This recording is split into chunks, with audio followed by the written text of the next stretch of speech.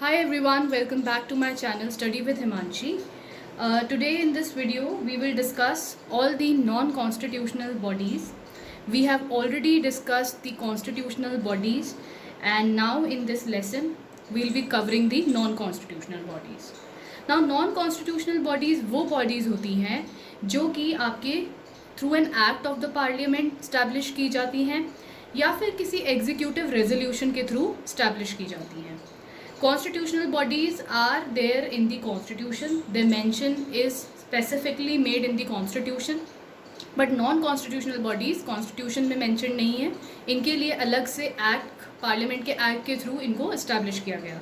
यहाँ पे जो हम डिस्कस करेंगे वो है non constitutional bodies like NHRC, SHRC which is national human rights commission, state human rights commission, central information commission, State Information Commission, Central Vigilance Commission and the Central Bureau of Investigation, that is CBI. Now first of all we will see that the type of body. तो जो non constitutional bodies होती हैं वो सभी के सभी statutory नहीं होती हैं. जैसे कि आप यहाँ देखोगे कि NHRC है, SHRC, CIC, SIC, CVC, ये सभी स्टैट्यूटरी बॉडीज़ है बिकॉज इनके लिए स्पेसिफिक एक्ट के थ्रू इनका इस्टेब्लिशमेंट किया गया जो कि सिर्फ इन्हें ही इस्टेब्लिश करने के लिए किया गया. बट जो ये CBI है, ठीक है, यहाँ पे आपको ध्यान देना है कि CBI जो है ये एक नॉन स्टैट्यूटरी बॉडी है. क्यों है ये नॉन स्टैट्यूटरी बॉडी? बिकॉज ये अपनी पावर डिराइव करती है फ्रॉम दिस एक्ट. CBI अपनी पावर इस एक्ट के थ्रू डिराइव करती है. इनके CBI is not establish through a special act. कोई इनके लिए एक्ट नहीं है. ये जो Delhi special police establishment act है इसके थ्रू CBI अपनी पावर डिराइव करती है. इस वजह से ये एक नॉन स्टैट्यूटरी बॉडी है.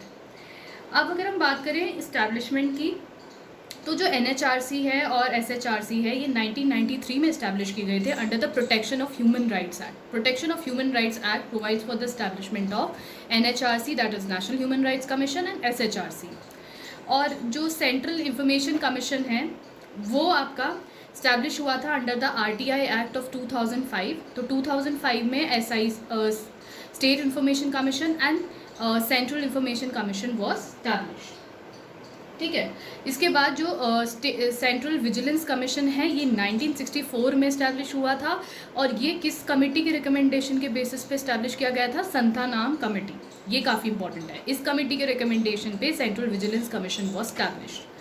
फिर CBI एक्ट जो है ये 1960 CBI जो है 1963 में इस्टेब्लिश हुई थी एज अ बॉडी और इसकी पावर जो है वो इस एक्ट से डिराइव होती है. इसके बाद अगर हम मेंबर्स की बात करें तो NHRC में देयर आर द चेयरमैन, ठीक है. इसके अलावा 5 मेंबर्स होते हैं प्लस 7 एक्स ऑफिशियो मेंबर्स होते हैं. ना ये इसलिए इम्पॉर्टेंट है NHRC बिकॉज लास्ट ईयर ही इसमें काफ़ी सारे चेंजेस किए गए इस एक्ट में, ठीक है. 2019 में there was a bill related to NHRC amendment. तो काफ़ी सारे रूल्स चेंज हुए हैं, इस वजह से ये इंपॉर्टेंट है. और CIC से भी रिलेटेड रूल्स चेंज हुए हैं, इसलिए ये दोनों बॉडीज़ काफ़ी इंपॉर्टेंट है. तो पहले क्या था कि मेंबर्स होते थे chairman plus 4 members plus 4 x officio members. अब बदल के इसमें क्या कर दिया गया है कि there is a chairman, there are 5 members plus there are 7 ex officio members. ठीक है. तो मेंबर्स इंक्रीज़ कर दिए गए हैं और जो 7 एक्स ऑफिशियो मेंबर्स हैं ये जो है वेरियस कमीशंस के जो चेयरमैन हैं वो है, जैसे national commission for SC, national commission for ST, national commission for backward classes, national commission for women, national commission for protection of child rights. तो इस तरीके ये 7 जो कमीशंस हैं इंपॉर्टेंट, उनके चेयरमैन भी इसके एक्स ऑफिशियो मेंबर हैं. फिर SHRC के मेंबर्स होते हैं एक चेयरमैन प्लस 2 अदर मेंबर्स. और CIC के मेंबर्स हैं एक तो आपका चीफ इंफॉर्मेशन कमिश्नर और एक आप maximum there can be 10 information commissioners. When it comes to the state information commission there is a chairman plus maximum 10 members हो सकते हैं. सेंट्रल विजिलेंस कमीशन की बात करें तो देर is a central vigilance commissioner, ठीक है, एक कमिश्नर हो गया प्लस 2 वाइस कमिश्नर्स होते हैं, सॉरी विजिलेंस कमिश्नर्स होते हैं. CBI एक तो सिंगल मेंबर डायरेक्टर होता है, इसके साथ एडिशनल डायरेक्टर्स होते हैं. तो ये सब है और ये किसी एक्ट में स्पेशली मेंशन नहीं है. तो then comes the chairman. Chairman में देखते हैं तो जो NHRC का चेयरमैन है इसमें भी सर्टेन चेंजेस हुए हैं. पहले क्या होता था कि एनएचआरसी का chairman retired chief justice of India ही हो सकते थे, बट अब चेंजेस करके इसमें इंक्लूड किया है कि retired chief justice of India can be the chairman of NHRC, और द जज of the supreme court can be the member of the NHRC. ठीक है, रिटायर्ड जज of the supreme court can also be the chairperson of the NHRC. पहले सिर्फ ये था कि retired chief justice of India he NHRC के chairman बन सकते थे, बट अब ये चेंजेस किए गए हैं। ऐसे ही एसएचआरसी के retired chief justice of the high court या फिर रिटायर्ड जज of the high court could be the chairman of the SHRC. और सीआईसी, एसआईसी, सीवीसी के बारे में कुछ ऐसा स्पेसिफाइड नहीं है। सीबीआई का ये है कि जो डायरेक्टर है he is equivalent to IG, ठीक है, inspector general. Then comes the आपका other members. When we talk about the other members, we have NHRC में 5 मेंबर्स। ठीक है, तो किन की क्या क्या कंडीशंस है वो देखते हैं। तो एनएचआरसी में एक मेंबर होगा जो कि सर्विंग या रिटायर्ड जज हो सुप्रीम कोर्ट का, एक मेंबर होना चाहिए जो कि सर्विंग या रिटायर्ड चीफ जस्टिस हो हाई कोर्ट का। तो serving member can also be the member of, ठीक है, जो प्रेजेंटली सर्व कर रहे हैं। प्लस 3 ऐसे मेंबर होंगे जिनको एक्सपीरियंस है ह्यूमन राइट्स मैटर से रिलेटेड, और जिनमें से कि ये कंडीशन है कि एटलीस्ट एक जो है मेंबर वो विमेन ज़रूर होनी चाहिए, तो ये इंपॉर्टेंट है। और प्लस 7 एक्स ऑफिशियो मेंबर्स मैंने आपको बता ही दिए। इसके बाद एसएचआरसी में होता है कि सर्विंग और रिटायर्ड जज of high court would be a member, और द डिस्ट्रिक्ट जज with 7 years experience he could be the member, एक मेंबर ये होगा। प्लस दूसरा मेंबर होगा एक 1 person that has a knowledge और practical experience in the field of human rights. तो these are the 2 members of SHRC. When we talk about the CIC, तो CIC के लिए एक कंडीशन है कि मेंबर्स जो है वो एमपी और एमएलए नहीं होने चाहिए, ना ही वो कोई ऑफिस ऑफ प्रॉफिट होल्ड करते हों या फिर कोई बिजनेस रन करते हों, ये एक कंडीशन है, बाकी किसी के लिए कुछ स्पेसिफाइड नहीं। Then comes the term of the office. When we talk about the term of the office, तो पहले क्या था कि जो अभी इसमें भी चेंजेस हुए हैं, तो इसलिए ये भी इम्पॉर्टेंट है। एनएचआरसी के पहले जो टर्म होता था मेंबर्स का और चेयरमैन का, वो 5 years होता था या 70 years of age maximum, but अब ये चेंज करके रिड्यूस कर दिया है, 3 years का कर दिया है टर्म ऑफ ऑफिस, और मैक्सिमम एज हो सकती है 70 years। Same goes for SHRC. CIC के लिए जो टर्म है वो है 3 years और मैक्सिमम एज है 65 years। Same is for SIC, 3 years और मैक्सिमम एज होगी 65 years। ठीक है, यहाँ पे भी रिड्यूस की गई है। पहले सीआईसी के जो मेंबर की टर्म होती थी वो 5 years होती थी, तो ये भी अभी रिसेंटली चेंजेस किए हैं कि अब ये 3 years कर दी गई है। इसके बाद सीवीसी की बात करें, सेंट्रल विजिलेंस कमीशन की, तो इनके जो मेंबर्स हैं उनकी टर्म होती है 4 years और the maximum age of 65 years, which ever is earlier.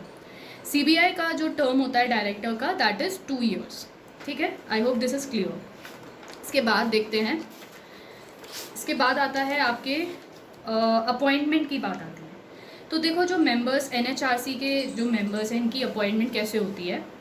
President के द्वारा अपॉइंटमेंट होती है, और एक कमेटी होती है 6 members की, जो रिकमेंड करते हैं name of the NHRC members and the chairman.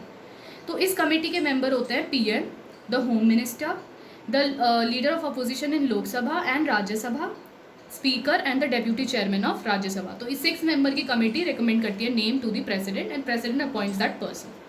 फिर एसएचआरसी के केस में गवर्नर अपॉइंट्स दी मेंबर्स, और इसमें जो कमेटी होती है उसमें 3 member होते हैं, the CM of the state, chief minister, speaker of the state legislative assembly, leader of opposition of the state legislative assembly, और एक मेंबर होता है minister in charge of department of home affairs. तो ये 4 members की body हो गई जो रिकमेंड करती है नेम टू दी गवर्नर। तो ये जो है ना, ये कमिटीज़ में कौन कौन मेंबर होते हैं, ये आपको बहुत अच्छे से याद होना चाहिए, क्योंकि एमसीक्यूज़ में ये पूछा जा सकता है। देन सीआईसी में, सेंट्रल इंफॉर्मेशन कमीशन में, इसमें प्रेसिडेंट अपॉइंट करते हैं मेंबर्स को, और 3 member की कमेटी होती है जो रिकमेंड करती है, जिसमें PM is the chairman, leader of opposition Lok Sabha का, और cabinet minister is the member of that committee. फिर एसआईसी के केस में गवर्नर अपॉइंट्स, और इसमें भी 3 member की कमेटी होती है, CM, leader of opposition in state legislative assembly, और स्टेट का कैबिनेट मिनिस्टर, जो कि अपॉइंट किया जाता है, नॉमिनेट किया जाता है बाय द सीएम इटसेल्फ। फिर सीवीसी के केस में प्रेसिडेंट अपॉइंट्स, एंड इसमें भी 3 member की कमेटी रिकमेंड करती है, पीएम, होम मिनिस्टर, और आपका leader of opposition in Lok Sabha.